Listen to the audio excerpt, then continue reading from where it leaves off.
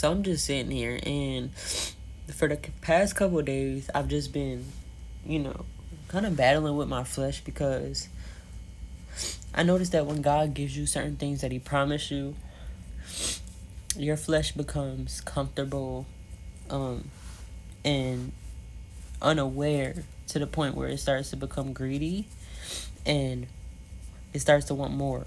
And I have to get myself to remember and I remind myself that, like,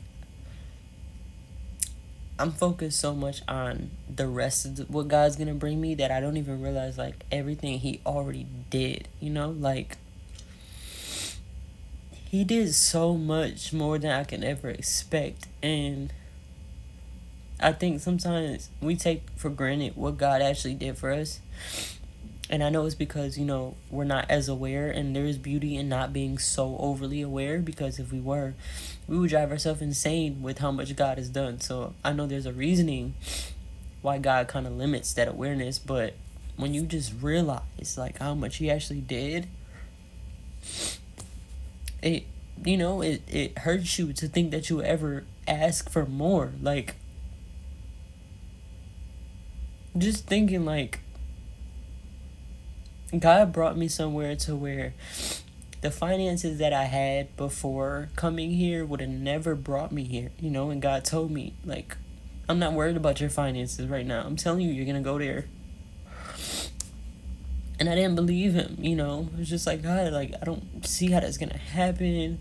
And then also just Him telling me I'm going to come back to Miami, me just not believing Him, just being like, no, God, like, the last time I was here, I don't think I would ever go back there. And just seeing how God brought me back here when I wasn't even supposed to be here. Like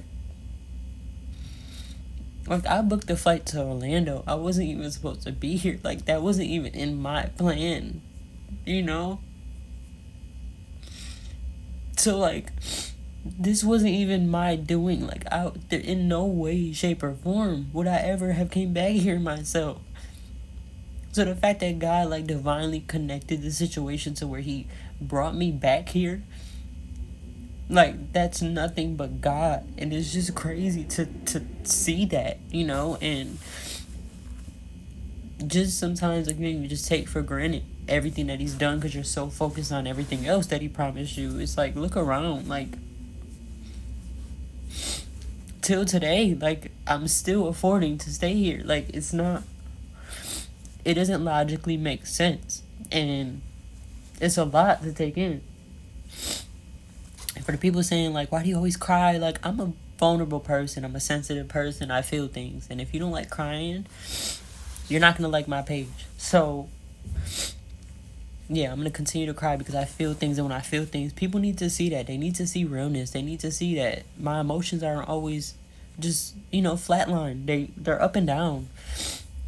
Because I have days like this to where, like, I don't realize how much God has actually done. Like, even, like, not even just physically, but spiritually, like, emotionally, like, how much He's healing me here. Like, He's just killing that little bit of flesh I have that holds on to bitterness, or holds on to resentment, or holds on to anger, or holds on to, not wanting to listen to authority. Like, that little bit of flesh, like, He's continuing to heal me while I'm here, while I'm waiting for the rest of the things to come into fruition.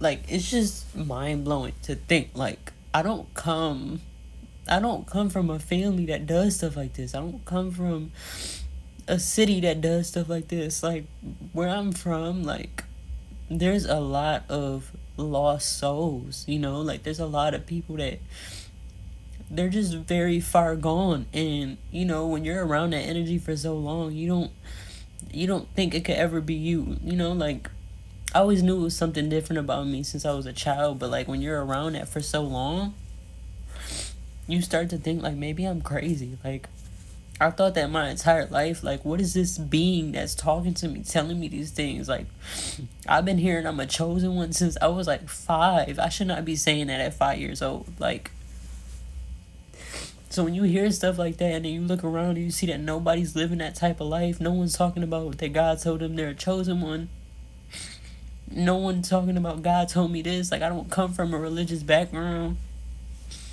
I don't come from people that, like, hear God like that. You know what I'm saying? And again, I don't come from a city to where people are aligned to God like that. There is a lot of lost souls where I come from, Who would have thought, like, it would be me? You know what I'm saying? Like, I asked God so many times, like, why me?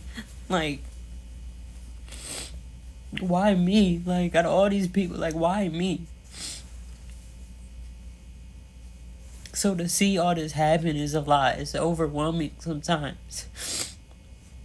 But sometimes you just don't realize, like, we're so focused on the future and the rest of what God can do, that is like, just look around. Like, you're breathing. Like, He gave you another chance to live. Like, there's so many things He probably saved us from that we are not even aware of. He probably saved you from so many things.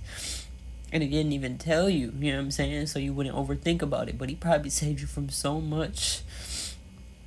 I'm just grateful. I'm grateful for the things that I can't see. I'm grateful for the position God has me. And I'm grateful for Him not, allowing my flesh to lead. I'm grateful for Him taking His time and being patient with me. Because if I got everything that I wanted right now, I wouldn't know how to handle it. I would probably run away from it. I probably wouldn't be ready for it.